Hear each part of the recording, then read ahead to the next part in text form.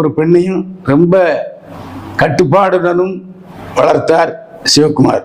முதல் பையன் சூர்யா. ஆரம்பத்தில் அம்பத்தூரில் ஒரு கம்பெனியில் வேலை பார்த்தாரு.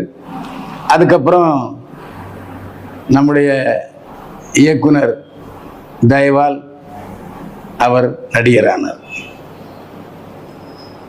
படத்திலேயே விஜயும் சூர்யாவும் நடிக்கக்கூடிய வாய்ப்பு வந்தது. அந்த சமயத்திலே சூர்யாவுக்கு நடனம் ஆடுவதில் சிக்கல் ஏற்பட்டது. அதன் காரணமாக பெரிய மாறுதலை செய்தார் இயக்குனர்.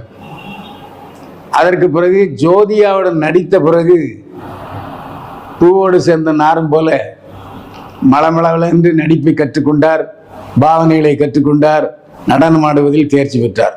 எனவே ஜோதியா மீது ஒரு மிகப்பெரிய பேரன்புக்கும் விசுவாசத்துக்கும் ஆளாகிவிட்டார்.